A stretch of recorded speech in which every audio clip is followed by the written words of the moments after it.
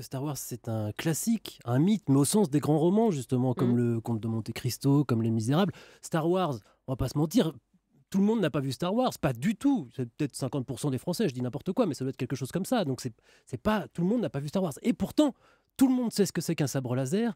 Tout le monde sait à peu près à quoi ressemble Dark Vador. Oui, Tout le monde sait ce que c'est qu'un Jedi. Tout le monde connaît. la réplique. Je suis son Exactement père. comme oui, parfait. Exactement comme Les Misérables.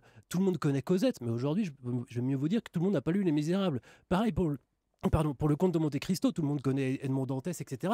C'est devenu un mythe, et c'est ça ce qui nous dit que c'est un mythe. C'est parce qu'on le connaît sans l'avoir vu forcément, quoi. Alors, et comment Il vous fait partie de expliquez notre culture. Comment en fait. vous expliquez que ce soit presque l'un des plus grands mythes Eh ben, de notre simplement époque parce moderne? que Lucas Mm. s'est intéressé aux mythes et aux romans, et il a d'ailleurs suivi des cours de mythologie, George Lucas, et notamment il est tombé sur un livre de Joseph Campbell, qui est un mythologue, si vous voulez, un grand spécialiste de la littérature et des mythes, et qui a écrit un livre en 1949 qui s'appelle Le héros aux mille et un visages. Aux États-Unis, c'est un best-seller mondial.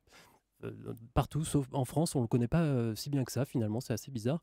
Et ce Joseph Campbell, il a mis au point un schéma qui nous montre chaque étape des héros dans toutes les aventures, dans tous les mythes, mais les vieux mythes, hein, la mythologie grecque, romaine, mais même indienne, etc.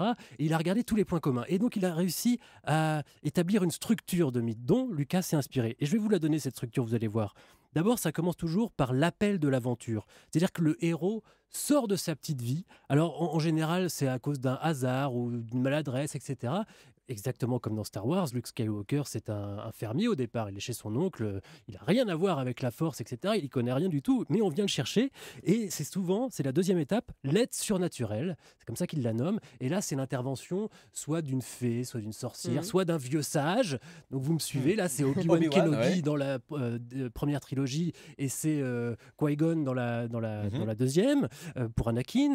Ensuite, il y a ce qu'il appelle le passage du premier seuil. Alors ça, c'est quand le héros quitte vraiment sa petite vie pour entrer au cœur de l'action, vraiment dans l'aventure. Et donc là, il va passer un rite d'initiation, ça s'appelle le chemin des épreuves. C'est exactement ce qui se passe dans Star Wars Avec Maître et Yoda. dans tous les mythes. Et ensuite, alors attention, tenez-vous bien, ça a été écrit en 49. Ensuite, il y a la réunion au père.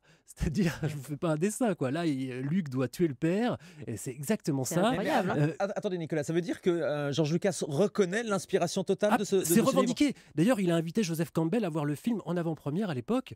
Et Joseph Campbell a adoré. Ils étaient très proches. Et ensuite, je termine, il y a l'apothéose, où alors là, il est devenu le super-héros qu'on attendait, quoi, exactement comme Luke quand il devient un maître Jedi, quoi, où il a tout compris à la force, il maîtrise le sabre laser à la perfection, etc. Et ensuite, c'est indispensable, selon Joseph Campbell, dans tous les mythes, il y a le retour. Le retour à la vie normale, en fait, mais augmenté de tous ses pouvoirs et de tout ce qu'il a appris. Voilà. C'est passionnant. C'est donc Joseph Campbell, le héros aux 1000 visages. Aux 1001 1001. visages. Nicolas vient de résumer 600 pages. Ouais, bah, félicitations. Et alors, mais il sait aussi